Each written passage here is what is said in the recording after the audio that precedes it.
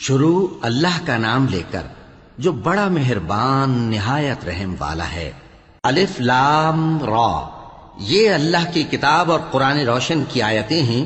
کسی وقت کافر لوگ آرزو کریں گے کہ اے کاش وہ مسلمان ہوتے۔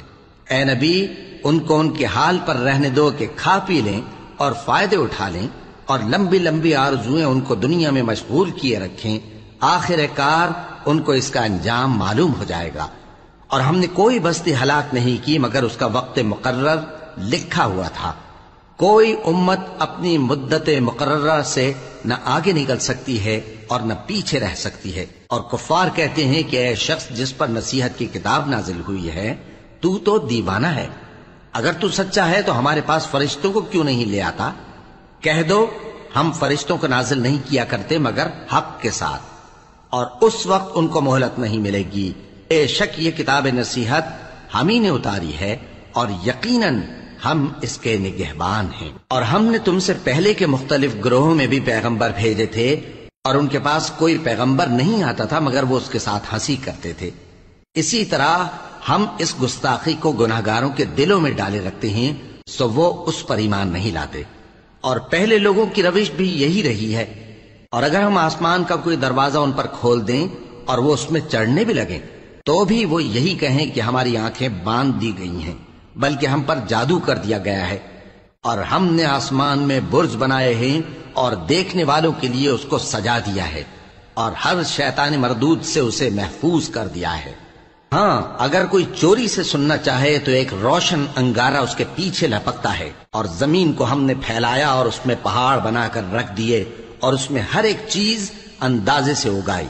اور ہم نے تمہارے لیے اور ان لوگوں کے لیے جن کو تم روزی نہیں دیتے اس میں معاش کے سامان پیدا کیے، اور ہمارے ہاں ہر چیز کے خزانے ہیں، اور ہم اس کو بمقدار مناسب اتارتے رہتے ہیں۔ اور ہم ہوائیں چلاتے ہیں جو پانی سے بھری ہوئی ہوتی ہیں، سو ہم آسمان سے مے برساتے ہیں، پھر ہم تم کو اس کا پانی پلاتے ہیں، اور تم تو اس کا خزانہ نہیں رکھتے۔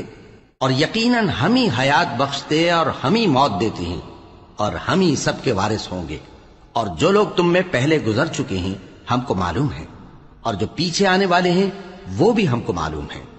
اور تمہارا پروردگار قیامت کے دن ان سب کو جمع کرے گا، وہ بڑا دانا ہے، خبردار ہے۔ اور ہم نے انسان کو کھنکھناتے سڑے ہوئے گارے سے پیدا کیا ہے، اور جنوں کو اس سے بھی پہلے بے دھوئیں کی آگ سے پیدا کیا تھا۔ اور وہ وقت قابل ذکر ہے جب تمہارے پروردگار نے فرشتوں سے فرمایا تھا کہ میں کھنکھناتے سڑے ہوئے گارے سے بشر بنانے والا ہوں، بس جب میں اس کو درست کر لوں اور اس میں اپنی طرف سے روح پھونک دوں تو اس کے آگے سجدے میں گر پڑنا۔ چنانچہ فرشتے تو سب کے سب سجدے میں گر پڑے مگر شیطان کہ اس نے سجدہ کرنے والوں کے ساتھ ہونے سے انکار کیا۔ فرمایا اے ابلیس، تجھے کیا ہوا کہ تو سجدہ کرنے والوں میں شامل نہ ہوا؟ اس نے کہا میں ایسا نہیں ہوں کہ انسان کو جس کو تو نے کھنکھناتے سڑے ہوئے گارے سے بنایا ہے سجدہ کروں۔ فرمایا یہاں سے نکل جا کہ اب تو مردود ہے، اور تجھ پر قیامت کے دن تک لعنت برسے گی۔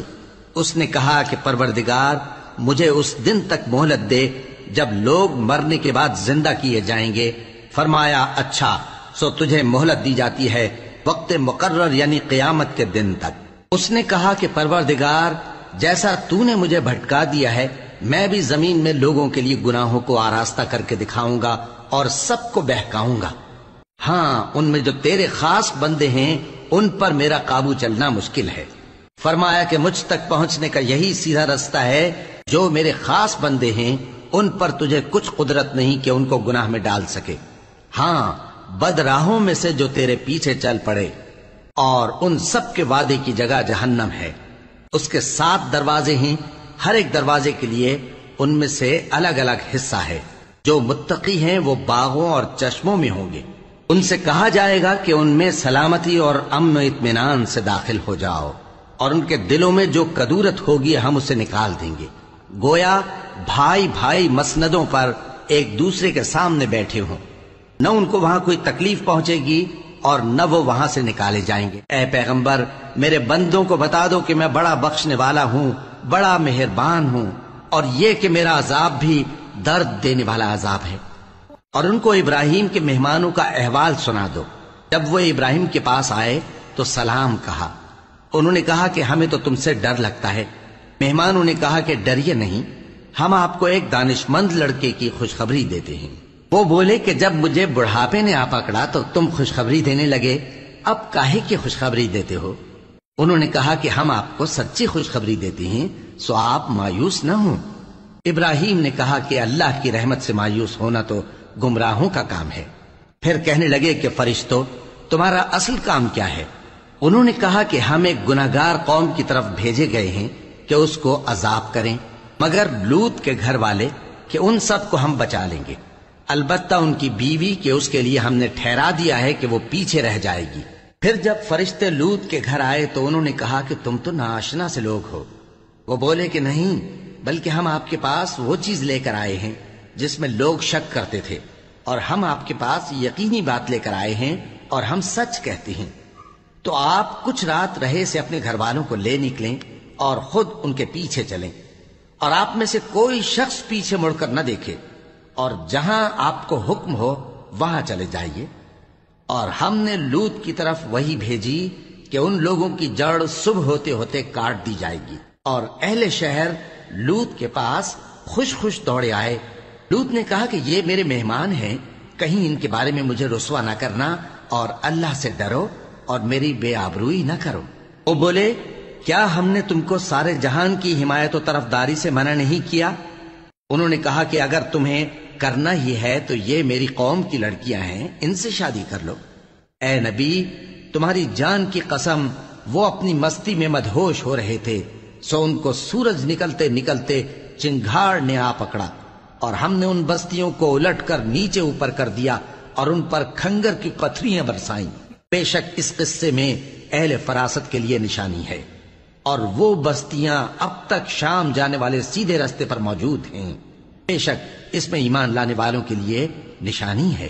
اور بن کے رہنے والے یعنی قوم شعیب کے لوگ بھی گناہگار تھے، تو ہم نے ان سے بھی بدلہ لیا، اور یہ دونوں شہر کھلے راستے پر موجود ہیں۔ اور وادی ہجر کے رہنے والوں نے بھی پیغمبروں کی تکذیب کی، ہم نے ان کو اپنی نشانیاں دیں اور وہ ان سے منہ پھیرتے رہے، اور وہ پہاڑوں کو تراش تراش کر گھر بناتے تھے کہ امن و اطمینان سے رہیں گے۔ آخر زوردار آواز نے ان کو صبح ہوتے ہوتے آ پکڑا، اور جو کام وہ کرتے تھے وہ ان کے کچھ بھی کام نہ آئے۔ اور ہم نے آسمانوں اور زمین کو اور جو مخلوقات ان میں ہے سب کو تدبیر کے ساتھ پیدا کیا ہے، اور قیامت تو ضرور آ کر رہے گی، تو تم ان لوگوں سے اچھی طرح سے درگزر کرو۔ کچھ شک نہیں کہ تمہارا پروردگار ہی سب کچھ پیدا کرنے والا ہے، جاننے والا ہے۔ اور ہم نے تم کو 7 آیتیں جو نماز میں دہرا کر پڑھی جاتی ہیں، یعنی سورہ الحمد اور عظمت والا کلام عطا فرمایا ہے۔ ہم نے کفار کی کئی جماعتوں کو جن کو فوائد دنیاوی سے نوازا ہے، تم ان کی طرف رغبت سے آنکھ اٹھا کر نہ دیکھنا، اور نہ ان کے حال پر رنج و غم کرنا، اور مومنوں کے ساتھ تواضع سے پیش آنا، اور کہہ دو کہ میں تو اعلانیہ ڈر سنانے والا ہوں، اور ہم ان کفار پر اسی طرح عذاب نازل کریں گے جس طرح ان لوگوں پر نازل کیا جنہوں نے تقسیم کر دیا، یعنی قرآن کو کچھ ماننے اور کچھ نہ ماننے سے ٹکڑے ٹکڑے کر ڈالا۔ سو تمہارے پروردگار کی قسم، ہم ان سے ضرور پرسش کریں گے ان کاموں کی جو وہ کرتے رہے۔ پس جو حکم تم کو اللہ کی طرف سے ملا ہے وہ لوگوں کو بے دھڑک سنا دو، اور مشرکوں کا ذرا خیال نہ کرو۔ ہم تمہیں ان لوگوں کے شر سے بچانے کے لیے کافی ہیں جو تم سے ہنسی کرتے ہیں، جو اللہ کے ساتھ کوئی اور معبود قرار دیتے ہیں، سو ان قریب ان کو ان باتوں کا انجام معلوم ہو جائے گا۔ اور ہم جانتے ہیں کہ ان کی باتوں سے تمہارا دل تنگ ہوتا ہے، تو تم اپنے پروردگار کی تسبیح کہتے اور اس کی خوبیاں بیان کرتے رہو، اور سجدہ کرنے والوں میں سے ہو جاؤ، اور اپنے پروردگار کی عبادت کیے جاؤ یہاں تک کہ تمہاری موت کا وقت آ جائے۔